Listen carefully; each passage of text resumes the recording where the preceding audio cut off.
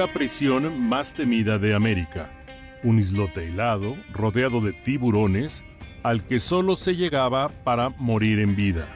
Alcatraz fue un símbolo de castigo total, hasta que cerró.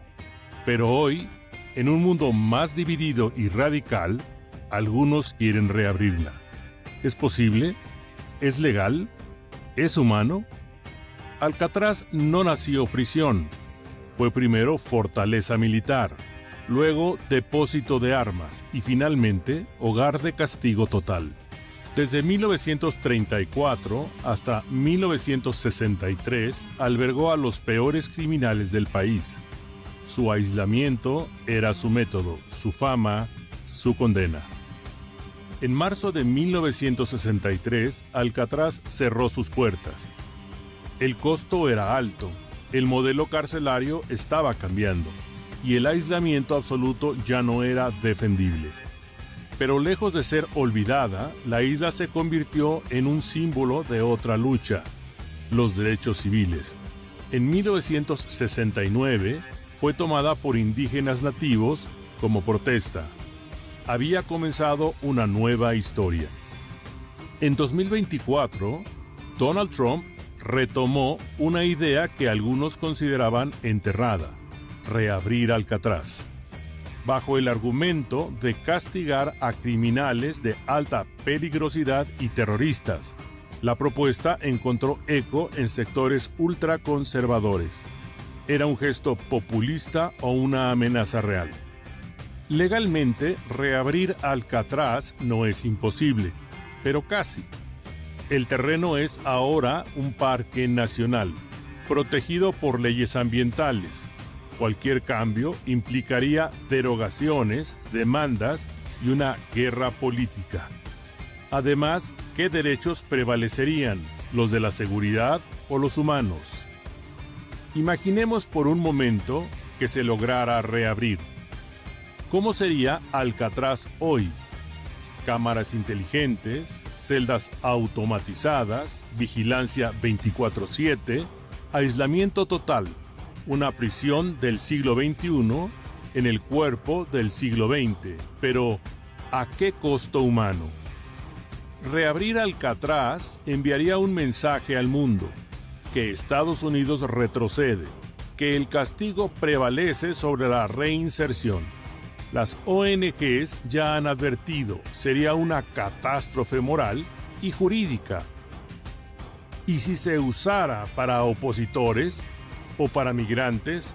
¿Dónde está el límite? Alcatraz no solo fue una prisión, fue un mito. El cine, la televisión y los libros la convirtieron en un símbolo de lo irrompible y de lo inhumano. Desde Escape from Alcatraz con Clint Eastwood hasta The Rock con Sean Connery, la isla se volvió escenario de fuga, traición y rendición.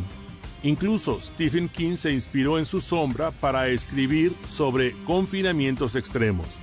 Pero la ficción también construye realidades, y hoy esa ficción podría influir en la política real.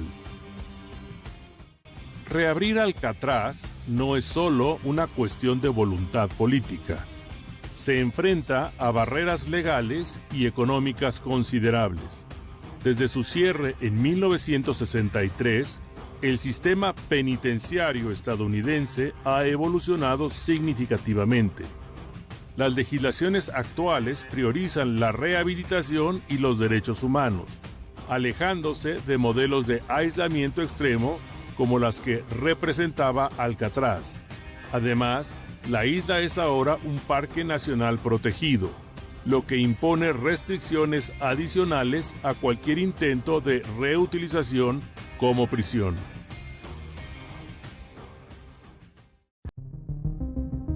Los costos de remodelación son astronómicos.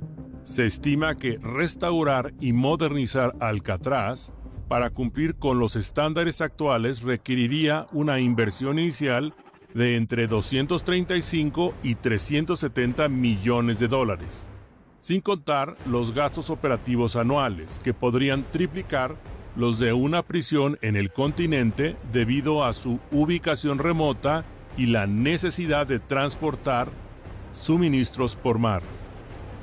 Además, Alcatraz es una atracción turística de renombre, generando aproximadamente $60 millones anuales y atrayendo a más de 1.6 millones de visitantes cada año. Convertirla nuevamente en prisión significaría perder estos ingresos y afectar negativamente la economía local, especialmente en sectores dependientes del turismo. La noche del 11 de junio de 1962, 3 hombres desafiaron lo imposible.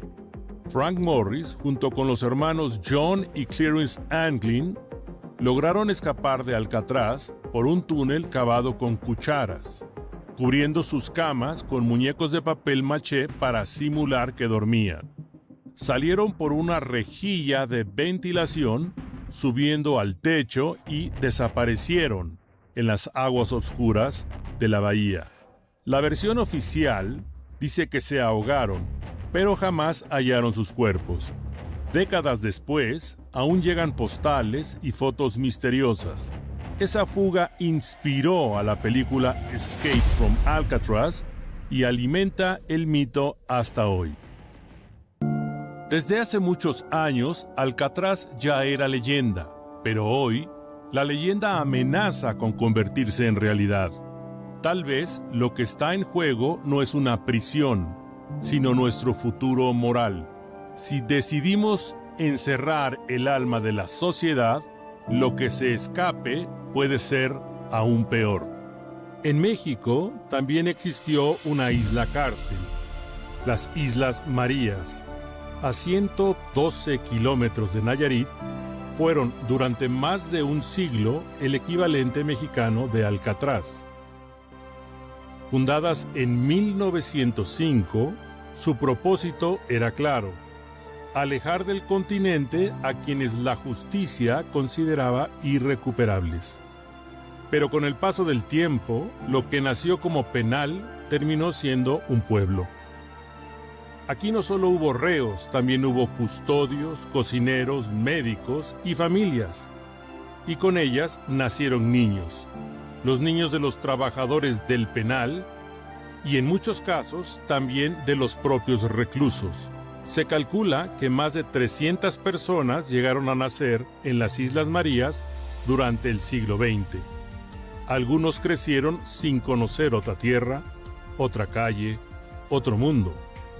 Aquellos niños no habían cometido ningún delito, pero vivieron su infancia rodeados de muros, vigilancia y estigmas. Era un pueblo dentro de una prisión, un castigo heredado. Hoy, algunos de esos nacidos en la isla viven en Nayarit o Sinaloa.